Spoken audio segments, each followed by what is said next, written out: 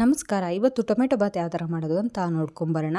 ನಿಮಗೆಲ್ಲರಿಗೂ ಗೊತ್ತಿರಬಹುದು ಟೊಮೆಟೊ ಬಾತ್ ಯಾವ ಥರ ಮಾಡೋದು ಅಂತ. ಬಟ್ ನಾನು ಯಾವ ಥರ ಮಾಡ್ತೀನಿ ಅಂತ ಇವತ್ತು ತೋರಿಸ್ಕೊಡ್ತೀನಿ. ಇಲ್ಲಿ ಒಂದು ಮಿಕ್ಸಿ ಜಾರಿಗೆ 2 ಹಸಿಮೆಣಸಿನ್ಕಾಯಿ, ಒಂದು ಸ್ವಲ್ಪ ಪುದೀನ, ಒಂದು ಸ್ವಲ್ಪ ಕೊತ್ತಂಬರಿ, ಒಂದು ಸ್ವಲ್ಪ ಹಸಿಕಾಯಿ, ಹಾಗೆ 1 ಟೇಬಲ್ ಸ್ಪೂನ್ ಆಗುವಷ್ಟು ಶುಂಠಿ ಬೆಳ್ಳುಳ್ಳಿ ಪೇಸ್ಟ್, ಅರ್ಧ ಈರುಳ್ಳಿ, ಹಾಗೆ 1 ಟೀ ಸ್ಪೂನ್ ಆಗುವಷ್ಟು ಗರಂ ಮಸಾಲ ಹಾಕಿ ರುಬ್ಬಿ ಅದನ್ನು ತೆಗೆದಿಟ್ಕೊಂಡಿದ್ದೀನಿ ಒಂದು ಸೈಡು. ಇಲ್ಲಿ ಒಂದು ಅರ್ಧ ಈರುಳ್ಳಿನ ಉದ್ದಕ್ಕೆ ಕಟ್ ಮಾಡಿ ಇಟ್ಕೊಂಡಿದ್ದೀನಿ. ಹಾಗೆ 2 ಟೊಮೆಟೊನ ಕಟ್ ಮಾಡಿ ಇಟ್ಟಿದ್ದೀನಿ ಒಗ್ಗರಣೆಗೆ. ಇಲ್ಲಿ ಕುಕ್ಕರಿಗೆ 2 ಟೇಬಲ್ ಸ್ಪೂನ್ ಆಗುವಷ್ಟು ಎಣ್ಣೆನ ಹಾಕಿದರೆ, ಇನ್ನು 2 ಟೇಬಲ್ ಸ್ಪೂನ್ ಆಗುವಷ್ಟು ತುಪ್ಪ ಹಾಕ್ಕೊಂಡು ಅದು ಬಿಸಿ ಆದಮೇಲೆ ಇದಕ್ಕೆ ಚಕ್ಕೆ, ಲವಂಗ, ಏಲಕ್ಕಿ ಹಾಕಿ ಫ್ರೈ ಮಾಡಿಕೊಂಡು ಕಟ್ ಮಾಡಿರೋ ಈರುಳ್ಳಿ ಹಾಗೆ ಟೊಮೆಟೊ ಹಾಕಿ ಫ್ರೈ ಮಾಡ್ಕೊಂಡಿದ್ದೀನಿ. ನಂತರ ರುಬ್ಬಿರುವಂಥ ಮಸಾಲೆನ ಹಾಕಿ ಫ್ರೈ ಮಾಡ್ಕೋಬೇಕು ಸ್ವಲ್ಪ ಹಸಿ ವಾಸನೆ ಹೋಗೋವರೆಗೂ. ನಂತರ ಇದಕ್ಕೆ 1 ಟೀ ಸ್ಪೂನ್ ಆಗುವಷ್ಟು ಅರಿಶಿನ ಪುಡಿ, ಹಾಗೆ 1 ಟೇಬಲ್ ಸ್ಪೂನ್ ಆಗುವಷ್ಟು ಖಾರ ಪುಡಿ, 1 ಟೇಬಲ್ ಸ್ಪೂನ್ ಆಗುವಷ್ಟು ಧನಿಯಾ ಪುಡಿ ಹಾಕಿ ಫ್ರೈ ಮಾಡ್ಕೊಂಡಿದ್ದೀನಿ. ನಂತರ ಇದಕ್ಕೆ ನೆನೆಸಿಟ್ಟಿರುವಂಥ ಬಟಾಣಿನ ಆ್ಯಡ್ ಮಾಡ್ಕೊಂಡಿದ್ದೀನಿ. ಬೇಕಿದ್ದರೆ ಅವರೆಕಾಳನ್ನ ಕೂಡ, ಹಸಿ ಅವರೆಕಾಳನ್ನ ಕೂಡ ಅದಕ್ಕೆ ಆ್ಯಡ್ ಮಾಡ್ಕೋಬಹುದು, ಚೆನ್ನಾಗಿರುತ್ತೆ.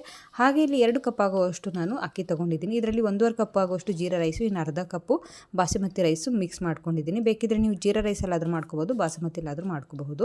ಇದಕ್ಕೆ ಎಷ್ಟು ಬೇಕೋ ಅಷ್ಟು ನೋಡ್ಕೊಂಡು ನೀರು ಹಾಕ್ಕೊಂಡು ಉದ್ರಾಗಿ ಬರಬೇಕು ಅಂದರೆ 2 ಕಪ್ಪಿಗೆ ಒಂದು 3-3.5 ಕಪ್ ಅಷ್ಟು ನೀರು ಹಾಕಿದರೆ ಸಾಕಾಗುತ್ತೆ.